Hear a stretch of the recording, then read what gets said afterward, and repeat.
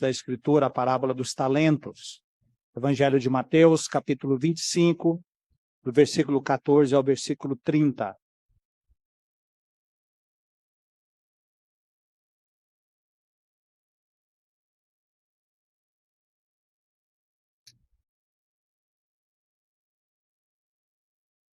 Diz assim a palavra do Senhor: pois será como um homem que, ausentando-se do país, chamou os seus servos e lhes confiou os seus bens. A um deu 5 talentos, a outro 2, e a outro 1, a cada um segundo a sua própria capacidade, e então partiu. O que recebera 5 talentos saiu imediatamente a negociar com eles, e ganhou outros 5. Do mesmo modo, o que recebera 2, ganhou outros 2. Mas o que recebera 1, saindo, abriu uma cova e escondeu o dinheiro do seu senhor. Depois de muito tempo, voltou o senhor daqueles servos e ajustou contas com eles. Então, aproximando-se o que recebera 5 talentos, entregou outros 5, dizendo: Senhor, confiaste-me 5 talentos, eis aqui outros 5 talentos que ganhei. Disse-lhe o Senhor: muito bem, servo bom e fiel, foste fiel no pouco, sobre o muito te colocarei. Entra no gozo do teu Senhor. E aproximando-se também o que recebera 2 talentos, disse: Senhor, 2 talentos me confiaste, aqui tem outros 2 que ganhei. Disse-lhe o Senhor: muito bem, servo bom e fiel, fostes fiel no pouco, sobre o muito te colocarei. Entra no gozo do teu Senhor. Chegando por fim o que recebera 1 talento, disse: Senhor, sabendo que és homem severo, que ceifas onde não semeaste, e ajuntas onde não espalhaste, receoso escondi na terra o teu talento, aqui tens o que é teu. Respondeu-lhe, porém, o Senhor: servo mau e negligente, sabias que ceifo onde não semeei e ajunto onde não espalhei? Cumpria, portanto, que entregasse o meu dinheiro aos banqueiros, e eu, ao voltar, receberia com juros o que é meu. Tirai-lhe, pois, o talento e dai-o ao que tem 10, porque a todo o que tem se lhe dará, e terá em abundância. Mas o que não tem, até o que tem lhe será tirado.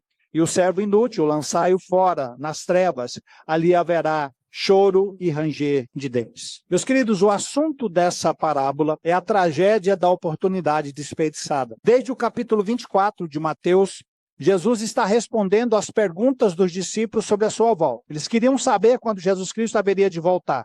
E por 5 vezes ele disse: ninguém sabe o dia e nem a hora. Mas ele deu alguns sinais do período da sua volta, mas ele foi enfático, dizendo: mais aquele dia e hora ninguém sabe, nem os anjos do céu, mas unicamente meu Pai. Mas ele deixou um alerta. Ele disse: vigiai, pois porque não sabeis a que hora há de vir o vosso Senhor. A volta de Jesus será um acontecimento súbito, um acontecimento surpreendente e inesperado. Devemos estar o tempo todo prontos e preparados para isso. E Jesus fala sobre isso na parábola das virgens, aí no capítulo 25, do versículo 1 ao 13, ao 12, e em sequência na parábola dos talentos. A parábola das virgens fala de prontidão. A ênfase de Jesus está na espera. E ele termina a parábola das virgens dizendo: vigiai, pois, porque não sabeis o dia e nem a hora em que o Senhor há de vir. A parábola dos talentos, ela tem a sua ênfase no trabalho.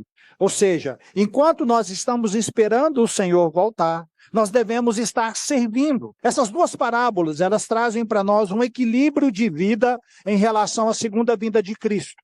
Devemos estar esperando e também trabalhando, servindo ao Senhor. Nós não podemos perder de vista esse equilíbrio. E é sobre esse equilíbrio que Jesus Cristo trata aqui na parábola dos talentos. O equilíbrio da vida cristã, que pode ser visto pelas virgens que tinham óleo nas suas lâmpadas. Elas tinham a graça necessária nas suas almas. O óleo representa a sua natureza e vira transformadas uma alma redimida. E a parábola dos talentos ilustra o fato de que os verdadeiros crentes manifestam essa graça numa vida de serviço.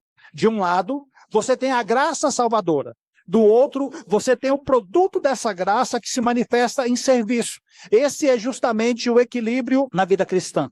A mensagem da parábola dos talentos, ela fala justamente sobre não desperdiçarmos as oportunidades que Deus nos dá. Nós estamos em um período de espera para a vinda do Senhor. Mas não é um tempo de ficar apenas esperando. É um tempo de aproveitar as oportunidades e produzir frutos. E eu quero analisar com vocês alguns aspectos dessa parábola. A responsabilidade que nós recebemos, a reação que temos e o acerto de conta que enfrentaremos e a recompensa que ganharemos. Primeiro, a responsabilidade recebida. Veja aí no versículo 14, que diz: porque o reino dos céus será como um homem que, ausentando-se do país, chamou seus servos e lhe confiou os seus bens. Jesus Cristo está falando do mesmo assunto que ele começou no versículo 1. O reino dos céus é a esfera onde Deus governa pela graça e salvação através de Cristo. Na Bíblia, algumas vezes o termo reino dos céus é usado para identificar o conjunto das pessoas salvas.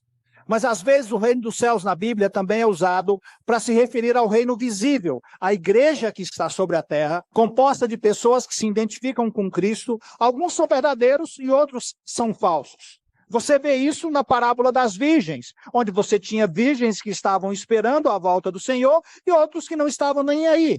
Você vê também na parábola do joio e do trigo, em Jesus Cristo diz, lá no capítulo 3 de Mateus: mandará o Filho do Homem os seus anjos, que ajuntarão do seu reino todos os escândalos e os que praticam a iniquidade, e os lançarão na fornalha acesa, ali haverá choro e ranger de dentes. Então os justos resplandecerão como o sol no reino de seu Pai. No versículo 47 a 50, desse mesmo capítulo 3 de Mateus, Jesus diz: o reino dos céus é ainda semelhante a uma rede, que lançada ao mar recolhe peixe de toda espécie.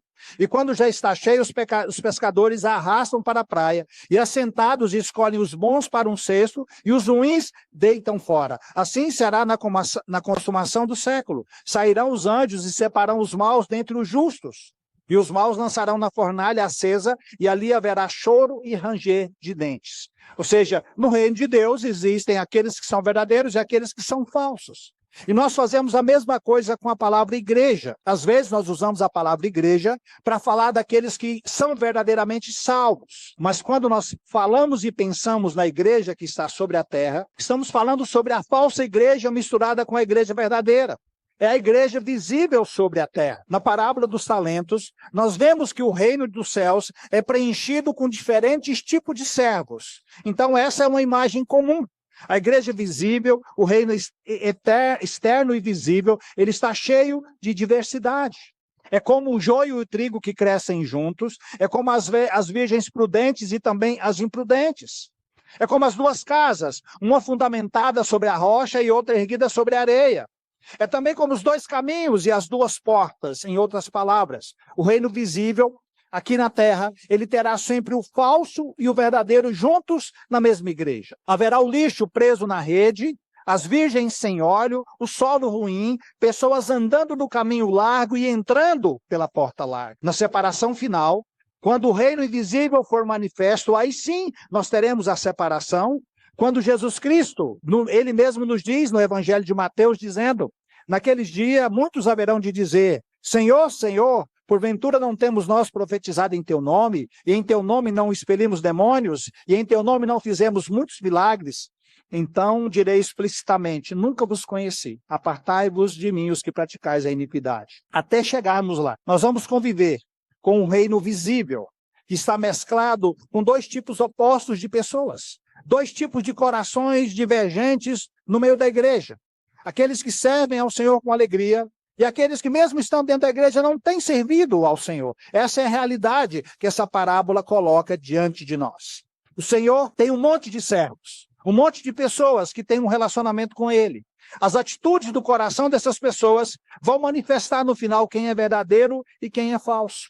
Assim, Jesus conta a parábola dizendo que o reino dos céus é como um homem que viaja para um país distante para uma longa viagem. E ele vai. Antes de ir, ele chama os seus servos e lhe entrega os seus bens para que eles estejam cuidando. O versículo 15 diz que para um ele deu 5 talentos, para outro ele deu 2 e para um outro ele deu apenas 1 talento. E observe que o texto diz que ele deu a cada um segundo o quê?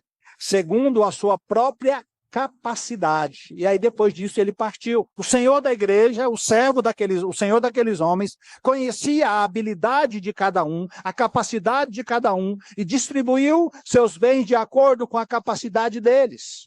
Um talento aqui não se refere a habilidades e a dons, mas é uma medida de peso, é uma quantidade. Não era uma moeda específica, porque o valor de cada talento dependeria se ele era de ouro ou se ele era de prata.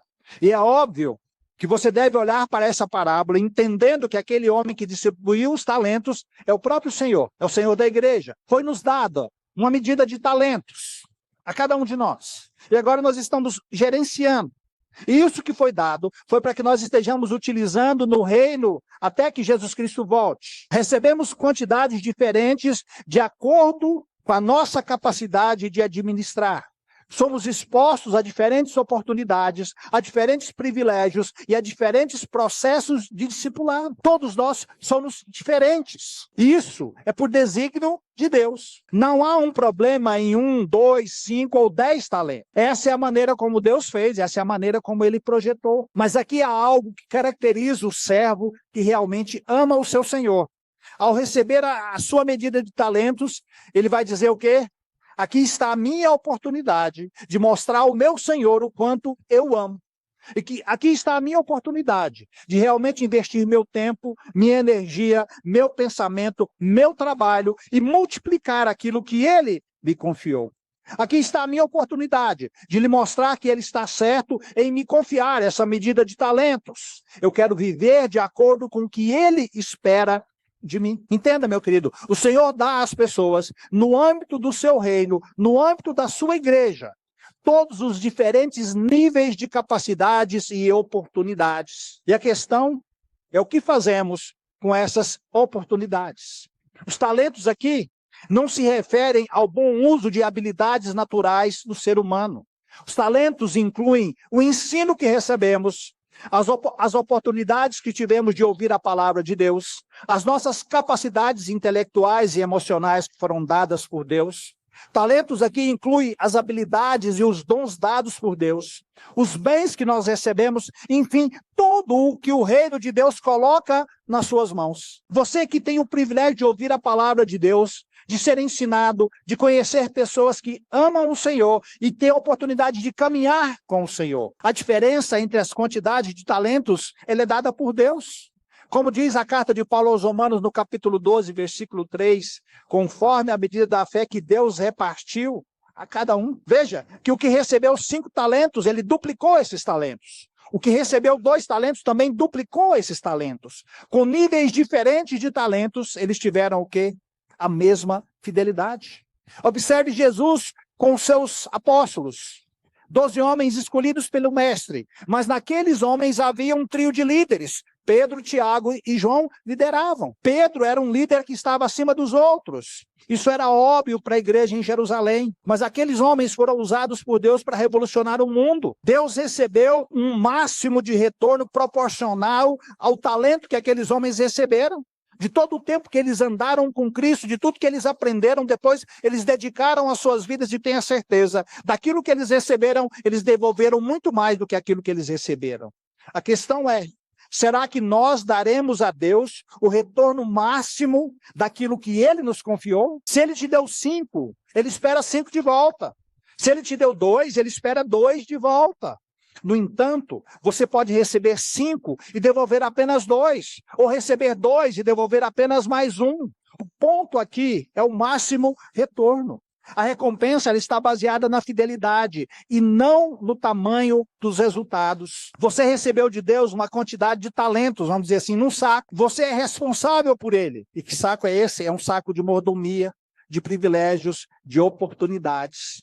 Meu querido, mordomia cristã é o manejo responsável dos recursos do reino de Deus que foram confiados a uma pessoa. Eu não sei se você já pensou nisso, mas na sua vida, você está gerenciando parte da fortuna de Deus. Toda vez que você recebe verdades da palavra de Deus, são mais riquezas que estão sendo dadas a você. É uma responsabilidade muito grande essa que nós temos. O que fazemos com as oportunidades que Deus nos deu? O versículo 16 diz: o que recebera 5 talentos saiu imediatamente a negociar com eles e ganhou outros 5. Imediatamente aqui é uma palavra-chave. Este aqui é um verdadeiro servo, porque ele é ativado imediatamente. O seu coração responde instantaneamente ao privilégio de servir o seu Senhor. Ele responde de forma imediata. Ele se dedica, ele aproveita e ele ganha mais 5 talentos. Ele dobrou o dinheiro do seu Senhor. Isso mostra um compromisso máximo com o seu Senhor. Ele não desperdiçou os privilégios, ele não desperdiçou as oportunidades espirituais. O versículo 17 diz que do mesmo modo, o que recebera 2 ganhou outros 2. Ele foi tão fiel quanto o que recebeu 5 talentos. Ele tinha recebido menos privilégios, menos oportunidades, mas ele deu um retorno máximo sobre o privilégio que Deus lhe deu. E é isso que Deus queria. Só que aí nós temos uma outra pessoa, um outro servo. No versículo 18, ele recebe o talento, cava um buraco e o enterra. Isso era uma coisa muito comum de se fazer naquela época, quando se queria guardar dinheiro. Era uma forma de manter o dinheiro seguro. Então esse homem vai e enterra o dinheiro. Ele não faz absolutamente nada com ele. Ele desperdiça a sua oportunidade, ele desperdiça o seu privilégio, ele desperdiça a oportunidade de servir ao seu Senhor. Jesus não está dizendo que aquele que recebeu apenas um talento é infiel pela quantidade recebida. A questão aqui não é a quantidade, mas é o que ele fez com o que ele recebeu. No Evangelho de Lucas, capítulo 16, versículo 10, Jesus diz: quem é fiel no mínimo, também é fiel no muito. Quem é injusto no mínimo, também é injusto no muito. O texto explica que a ira do mestre não é porque ele perdeu o dinheiro, mas é por causa da oportunidade que ele desperdiçou. Este é o ponto. Aquele que tem menos oportunidade, ele é igualmente responsável como aquele que teve mais oportunidade. Meu querido, nos foi dado o privilégio espiritual. Enquanto o nosso Senhor está longe, nós temos que servi-lo com tudo o que ele colocou nas nossas vidas. A ideia do socialismo, ela é furada por si só. Nós não somos iguais aqui e nem seremos iguais na eternidade. Por quê? Porque foi assim que Deus fez. Assim, dentro da igreja também é assim, nós somos diferentes. Deus nos deu diferentes níveis de privilégio. Mas ele quer a sua fidelidade, ele quer o máximo retorno sobre o seu privilégio pela oportunidade que ele concedeu a nós. A grande questão aqui é o que é que nós faremos com os talentos que Deus nos deu. Nós vamos desperdiçar essas oportunidades? Ou nós vamos aproveitar essas oportunidades? O primeiro ponto é esse. A responsabilidade foi colocada sobre nós. Você que ouviu o evangelho, você que foi batizado, você que é membro de uma igreja, você recebeu talentos para servir ao Senhor da igreja. A oportunidade está nas suas mãos, a um de uma forma, a outro de outra forma, mas todos, independente da quantidade, o que o Senhor espera é a sua fidelidade. O texto continua, nós temos o acerto de contas a partir do versículo 19. O texto diz: depois de muito tempo, voltou o Senhor daqueles servos e ajustou contas com eles. Ajustar contas. O Senhor volta, chama para o acerto de contas cada um daqueles servos que recebeu uma responsabilidade. E isso acontecerá quando o Senhor voltar. Ele vai voltar e ele vai olhar o que nós fizemos com a oportunidade de servir ao rei, de servir ao Senhor, de servir ao mestre. O que eles fizeram com seus privilégios espirituais? Veja que o texto diz: depois de muito tempo voltou o Senhor daqueles servos. Ele fala de um tempo que se espera além do que se imagina. Mas nesse tempo de espera não existe espaço para ficar sentado e esperando. Há algo a ser feito. Há uma ocupação para os servos nessa espera. Houve alguns momentos na história da igreja que muitos acharam que deveriam parar de fazer o que estavam fazendo porque Jesus estava voltando. Na carta de Paulo aos Tessalonicenses acontece isso. Tinha gente dizendo: se Jesus vai voltar amanhã, eu vou parar de trabalhar hoje. E chega o ponto de Paulo ter que escrever: quem não trabalha, que não coma. Né? A realidade é que não é isso que a palavra nos ensina. Quando Jesus voltar, ele quer encontrar os seus servos ocupados e prontos para o ajuste de contas. Jesus aqui está falando sobre a sua segunda vinda. E este será o tempo em que os cristãos serão recompensados. Será o tempo da separação entre os cristãos verdadeiros e os falsos. A separação entre o joio e o trigo. Esse é o assunto da parábola. E o texto diz que depois de muito tempo o Senhor retorna. É a hora do acerto de contas. E é isso que ele vai fazer. O julgamento ele vai ser descrito aí a partir do versículo 31 até o versículo 46. Mas nós vamos nos ater até o versículo 30. O que acontece no acerto de contas? Ele diz aos que receberam 5 e 2 talentos, que devolveram o dobro, ele diz o quê? Versículo 21 e 23. Muito bem, servo bom e fiel. Foste fiel no pouco, sobre o muito te colocarei. Entra no gozo do teu Senhor. Aqui estão 2 servos que deram retorno total sobre a oportunidade que Deus deu. Aqui estão dois genuínos crentes, verdadeiros santos. E o que recebeu um talento, ele diz o quê? Olha, eu sei que o senhor é um homem severo, você colhe onde você não plantou, você ajunta onde você não espalhou, com medo de você eu escondi, o seu talento está aqui, o que é seu. E o que ele ouve do seu senhor?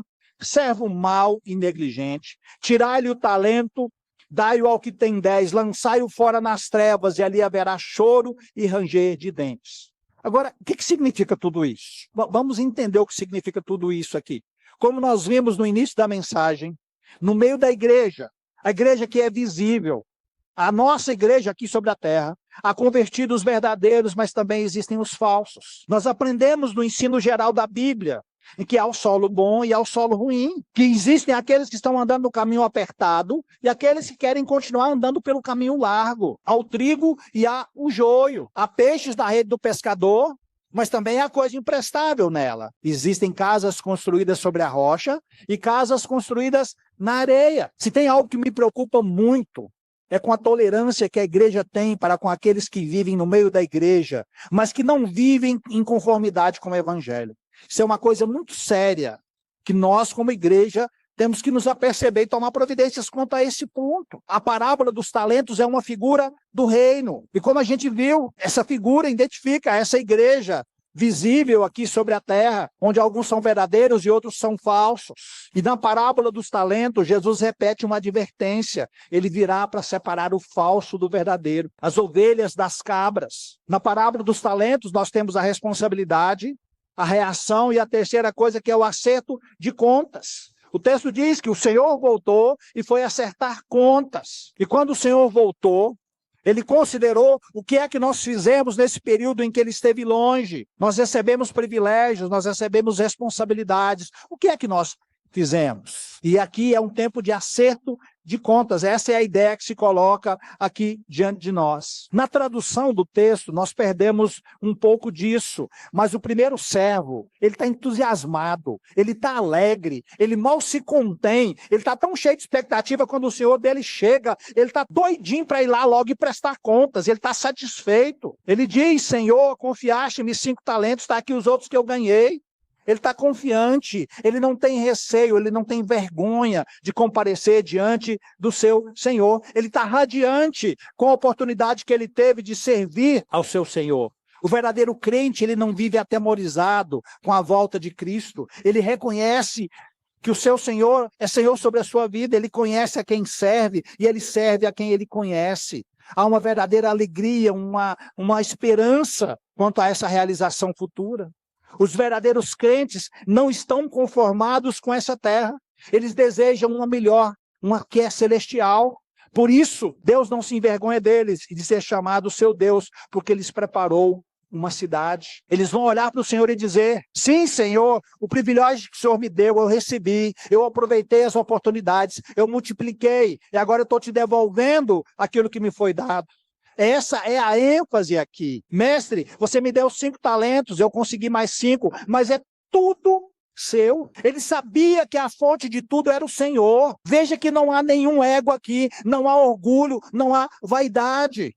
Ele reconhece que o seu Senhor o abençoou com privilégios, com oportunidades e com responsabilidade. Mas ele sabia que a fonte era o seu Senhor, não era ele. E é com satisfação que ele devolve o que ele sabe que não é dele. Isso aqui, meus irmãos, se parece muito com o que Paulo escreve a Timóteo quando ele diz: combati o bom combate, completei a carreira, guardei a fé, já agora a coroa da justiça me está guardada, a qual o Senhor, reto juiz, me dará naquele dia, e não somente a mim, mas também a todos quantos amam a sua vinda. E o mestre reconhece a integridade do servo. Ele diz o quê? Servo bom e fiel, sobre o pouco foste fiel, sobre o muito te colocarei, entra no gozo do teu Senhor. Ele não comentou apenas sobre o serviço. Observe que ele comentou sobre o caráter, sobre a confiabilidade do servo. Não é tremendo pensar que o Deus do universo, o Senhor Deus a quem amamos e a quem servimos, vai olhar para nós e dizer: servo bom e fiel? Isso não tem nada a ver com os nossos méritos, mas com a disposição da graça do Evangelho. É a disposição da graça, do poder do Espírito Santo que nos capacita e nos leva a viver essa vida. Imagine que dia tremendo será este, quando pela misericórdia de Deus, Ele olhar para nós, seus servos verdadeiros, e dizer: vinde benditos do meu Pai, entrai na posse do reino que vos está preparado desde a fundação do mundo. Essa confiança nos faz amar a vinda do Senhor. Os seus servos estão de fato com os olhos voltados para Ele. E naquele dia nós esperamos ouvir: vocês foram fiéis no pouco, sobre o muito eu colocarei vocês. Agora, algumas pessoas imaginam a eternidade como um lugar onde Deus vai nos dar uma harpa para a gente tocar para sempre. Alguns imaginam a eternidade como um lugar de ócio. Meu querido, não é assim. Se a alegria aqui nessa vida do verdadeiro crente é servir ao Senhor, na eternidade isso será ainda maior. Se você é fiel naquilo que Deus te pôs aqui, quando você receber glória e galardão, Ele vai te colocar no céu. Isso tem a ver com o serviço que você vai prestar lá. Você acha que você vai ficar de braços cruzados a eternidade afora? Não vai, não vai. A nossa salvação não se dará apenas no céu, é novos céus e nova terra, onde não tem mais o pecado, onde não tem mais as coisas ruins desse mundo, mas continuaremos servindo lá ao nosso Senhor. A recompensa que nós teremos são oportunidades de servir mais a Deus e de se alegrar nele. Receberemos um corpo glorificado, seremos iguais nesse sentido diante de Deus, mas seremos também diferentes, porque haverá diferentes níveis de serviço. E isso está relacionado com o que nós produzimos aqui, com os privilégios e oportunidades que nós já tivemos. Entenda esse ponto, meu querido. Na eternidade, nós continuaremos servindo ao nosso Senhor. Isso precisa ficar muito claro na nossa mente. E faremos isso com muita alegria, faremos isso com muita disposição. O servo que recebeu 5 talentos e o servo que receberam 2 talentos, eles maximizaram todas as oportunidades, eles dobraram os talentos e ouviram a mesma coisa. Sobre o pouco foste fiel, sobre o muito te colocarei. Entra no gozo do teu Senhor. Eles não foram apenas elogiados, mas eles se tornaram participantes do gozo, da alegria do seu Senhor. Meu querido, você consegue imaginar essa realidade? Aqui nessa vida nós não temos uma alegria que se aproxime disso. Então, dentro dessa perspectiva, que dia glorioso será quando os servos fiéis receberem os elogios do Senhor Jesus, por tê-lo amado de todo o coração, por ter servido de todo o coração, e eternidade afora, a alegria que nós teremos de estarmos diante desse Deus maravilhoso. Mas o grande problema aqui que a gente não pode deixar de lado é que aquele que recebeu apenas 1 talento, ele diz o quê? Olha, você é um cara duro, você é uma pessoa difícil. Eu fiquei com medo, eu escondi aquilo que você me deu. Essa é a parte triste dessa parábola. É a figura do falso crente, do falso servo, daquele que professa crer, mas não produz nada. Não há frutos nele. E se você observar, ele é duplamente falso. Primeiro, ele não produziu nada. E depois ele ataca o caráter do mestre. Ele mostra que ele nunca amou e ele nunca respeitou o seu Senhor. Ele não era um ateu, não era alguém que se comportava com hostilidade contra Deus. Veja que ele se dizia servo, ele fazia parte do reino. Ele não agiu como o filho pródigo que desperdiçou os bens do seu mestre. Ele não foi alguém que teve uma vida miserável. Ele foi alguém que desperdiçou as oportunidades. A sua vida foi um desperdício, mesmo vivendo próximo aos verdadeiros servos. E isso é trágico. E ele ainda considerou que serviu ao Senhor. Veja a sua arrogância. Você me deu, eu confiei, está aqui o que é seu.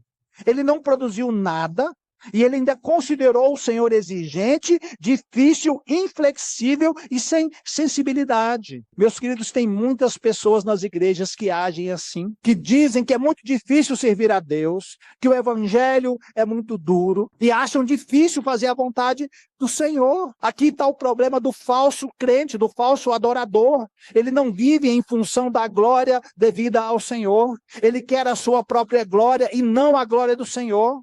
O seu coração é corrompido, embora ele possa ter uma aparência enganosa de servo. Ele enxerga os atributos do Senhor, mas ele não consegue se alegrar com aquilo que ele vê. E qual que é o sentimento dele em relação ao Senhor? Medo. Veja que ele diz: receoso escondi na terra o teu talento, aqui tens o que é teu. Por outro lado, qual a motivação da vida de um verdadeiro adorador? Honrar, glorificar e exaltar o seu Senhor. Essa é a marca do verdadeiro crente. Ele tem isso como objetivo da sua vida. Ele se aproxima do Senhor com alegria e não com medo. E o que o servo que escondeu o talento na terra ouve do seu Senhor? Servo mau e negligente.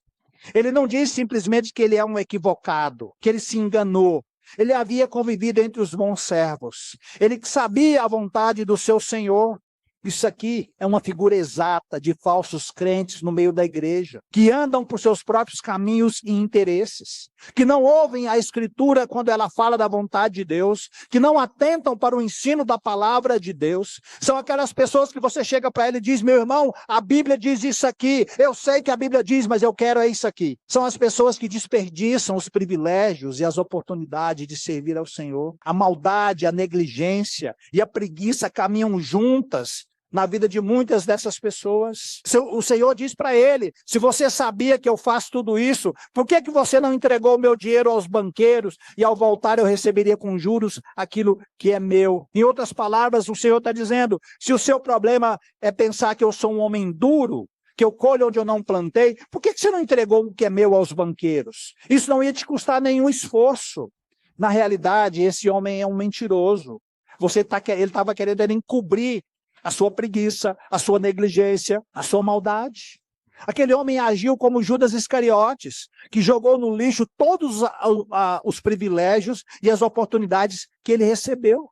A sua vida foi um grande desperdício. Ele não amava o Senhor, ele não tinha nenhum zelo para aquilo que pertence ao Senhor. E dentro dessa realidade, ele ouve palavras duras, porque existe, depois do acerto de contas, a recompensa. O que aconteceu com os servos? Versículo 28 diz: tirai-lhe, pois, o talento e dai ao que tem 10. Por que para ele? Porque ele era capaz. Ele tinha muita capacidade. Há pessoas envolvidas em atividades cristãs que são falsos crentes. Vez por outra eles se manifestam dizendo servir ao Senhor que não conhecem. No âmbito da igreja visível e do reino visível, existem muitas pessoas nessa condição. Existem pessoas que acham que estão servindo ao Senhor. Mas virá o dia do julgamento, quando eles receberão essa dura sentença do Senhor da igreja. Você consegue entender isso? No reino do Senhor Jesus Cristo. E por toda a eternidade, haverá serviço a ser prestado pelos verdadeiros crentes. Mas o falso crente, ele não faz nada aqui. E, em consequência, a sua recompensa não é junto com o seu Senhor. É exatamente isso que o texto está nos ensinando. Lá no Evangelho de Mateus, mesmo no capítulo 13, Jesus diz: porque aquele que tem se dará e terá em abundância, mas aquele que não tem, até aquilo que tem lhe será tirado.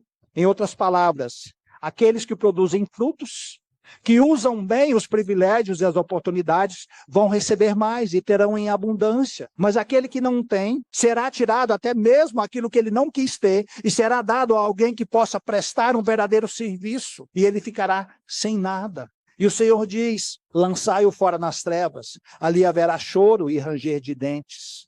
Isso aqui está falando de um sofrimento terrível, eternidade afora. Então, meus queridos, é importante entendermos e estarmos atentos a essa realidade. Na volta do Senhor, ele vai encontrar dentro da sua igreja 2 tipos de servos: o fiel e o infiel, o bom e o mal. E a separação vai mostrar quem de fato serviu ao Senhor e quem não serviu ao Senhor. Os verdadeiros crentes vão mostrar pelo seu trabalho, pela sua dedicação, como usaram os talentos recebidos do Senhor.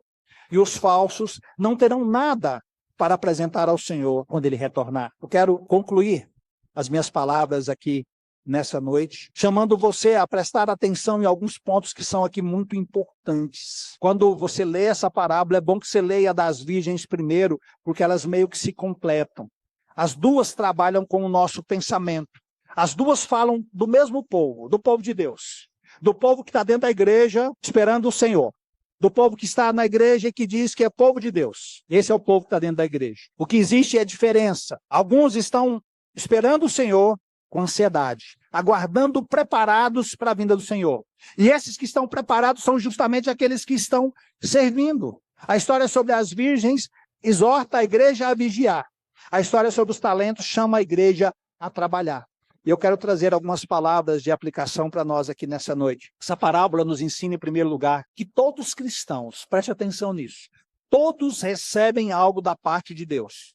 Somos todos servos de Deus. Todos temos talentos que nos foram confiados.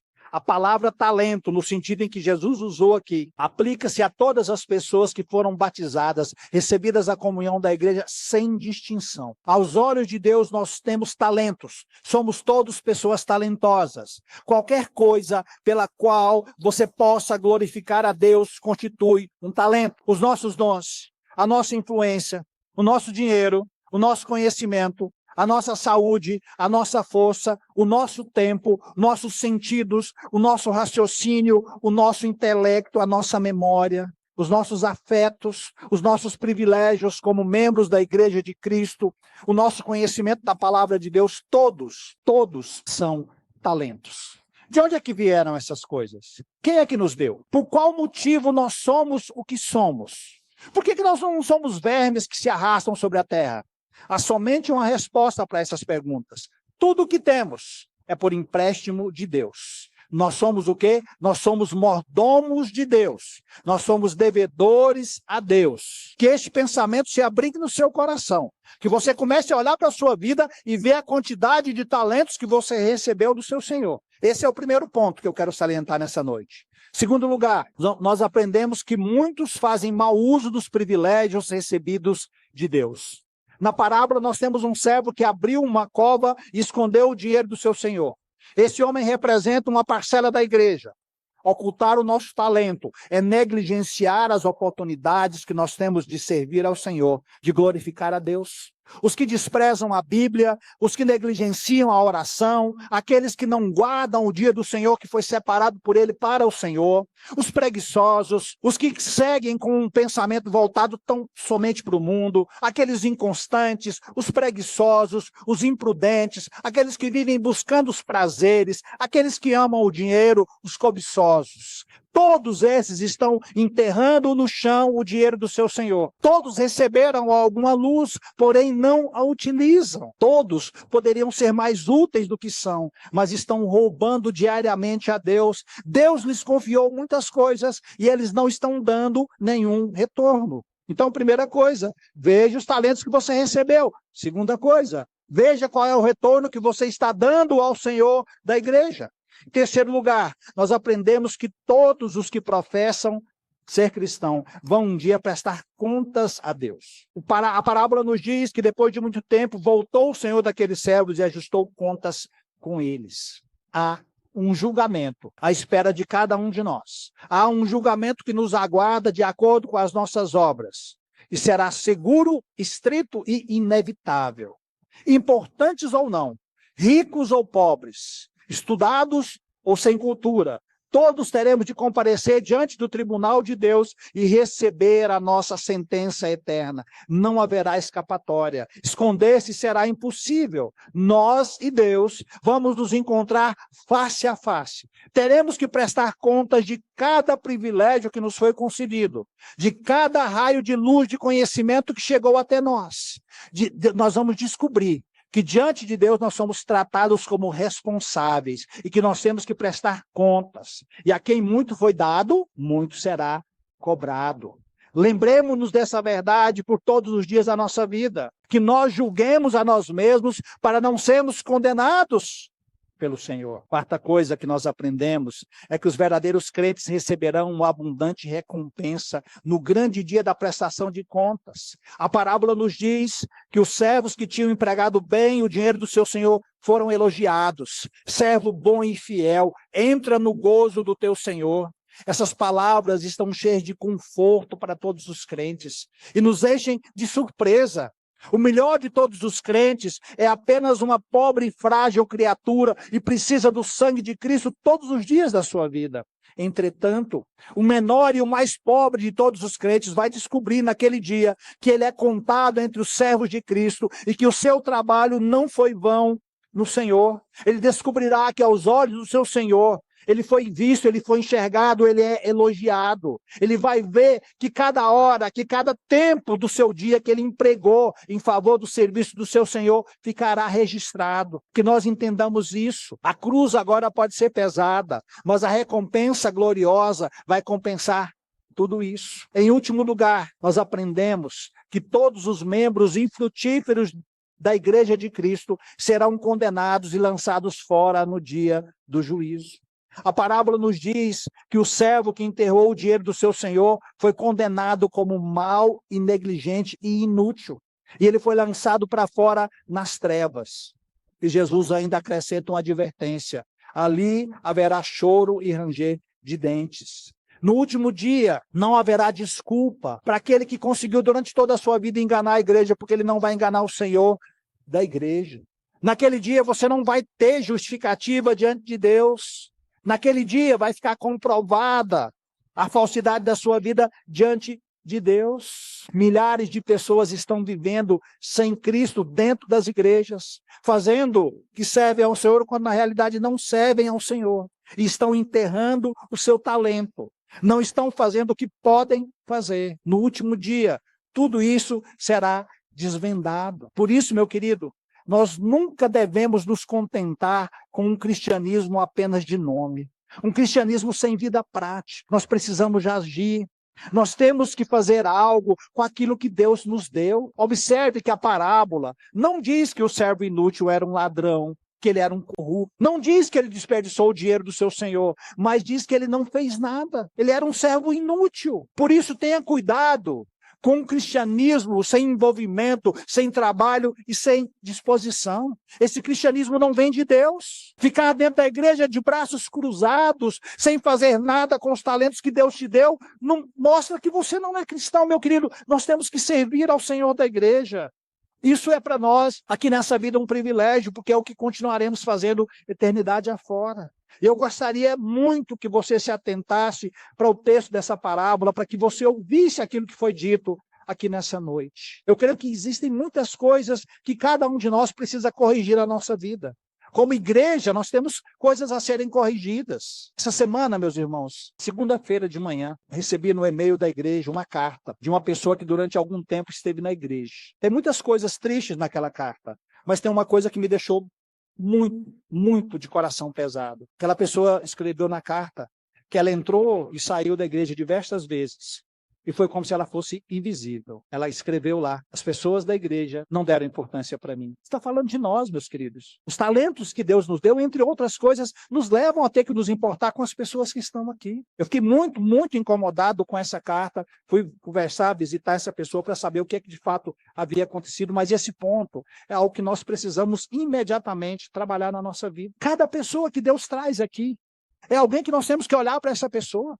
Não é somente a pessoa que está lá na recepção, não. Você no seu lugar, diversas vezes a gente termina e essas pessoas vêm e elas simplesmente vão embora e nós não demos a atenção devida que poderíamos ter dado. Isso pesou muito para mim, isso me incomoda. Eu gostaria que nós entendêssemos isso. Entre os talentos que Deus nos deu está esse de receber as pessoas fragilizadas, porque a pessoa que vem aqui, ela vem porque ela quer ouvir o evangelho, ela vem porque ela quer às vezes ser acolhida, ela vem porque ela quer alguém. E às vezes nós estamos tão ocupados conosco mesmo, nós estamos tão ocupados em fazer coisas para nós, que nós não olhamos, não conversamos, não tiramos um tempo para receber essas pessoas que Deus tem trazido até aqui. E Deus tem trazido as pessoas. Dê atenção para os seus amigos, para as pessoas que você gosta, mas dê atenção também para essas pessoas que estão chegando. Quantas dessas pessoas podem ouvir da nossa boca o evangelho e chegarem ao conhecimento da salvação em Cristo Jesus? Nós recebemos talentos. Eu termino perguntando: